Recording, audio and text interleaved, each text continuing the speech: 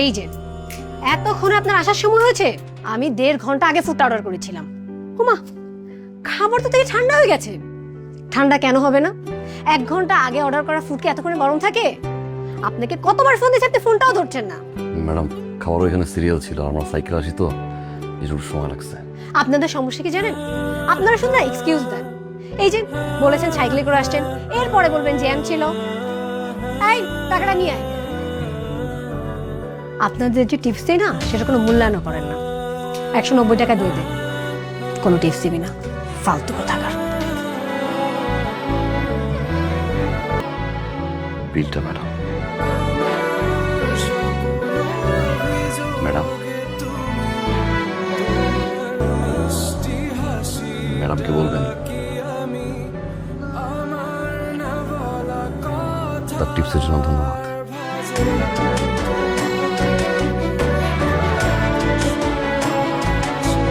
ছেলেটা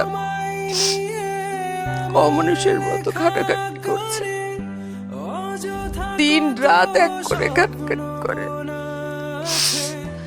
না ঘুমাতে পারে না খাওয়া দাওয়া করতে পারে।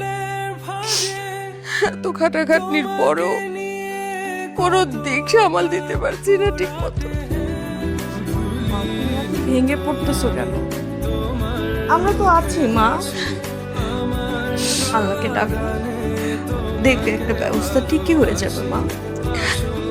ঠাস করে একটা কথা বলে, দেখবে একটা ব্যবস্থা হবে।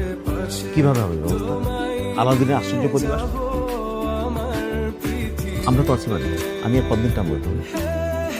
আমি বুঝি না যে তোমার বাস্তবতা কেন বোঝো না। এভাবে যদি টিউশন বাকি করে, ও তো ভার্সিটি থেকে বার করে দেবে, তুমি পড়াশোনা থাকবে না। আসলে আমাদেরকে বুঝতে হবে আমাদের এখনকার মূল ক্রাইসিসটা কি। আমাদের ফিনান্সিয়াল প্রবলেমটাকে সলভ করতে হবে, তাই না? এটা করলে তো সব প্রবলেম সলভ হয়ে যায়। এটা তো আসলে মূল প্রবলেম। যাই হোক, ওই মোটর চালাই যেতে হচ্ছে না। আম্মা, আমার কাছে খুব ভালো একটা প্রস্তাব আছে। এই যে আমার বন্ধু আছে না রাজু, ম্যান পাওয়ারের ব্যবসা করে, ওর কাছে সৌদি আরবের একটা ফ্রি ভিসা আছে। এই ভিসা সবসময় থাকে না, সবসময় পাওয়া যায় না। ফ্রি ভিসায় ওকে আমরা সৌদি আরব পাঠাই। ওইখানে কি কোনো অর্জাবও করা লাগবে না, জাস্ট গাড়ি ধরে। কি গাড়ি ধুবে? আমার এত শিক্ষিত ছেলে বিদেশে গিয়ে গাড়ি ধুবে? আমরা তো আশ্চর্য হচ্ছেন কেন? ওইখানে গিয়ে সবাই তো এই কাজই করে, এর থেকে অড জব করে। ওয়াশরুম পরিষ্কার করে, থালা বাসন পরিষ্কার করে, বোঝা মাথায় নিয়ে উপরে ওঠে। এগুলো তো করা লাগছে না। আপনি কি মনে করছেন ওইখানে গিয়ে সবাই ব্যাংকে চাকরি করে? বাস্তবতা মেনে না। যাবে, পরিশ্রম করবে। পরিশ্রম না করলে টাকা আসবে কোত্থেকে?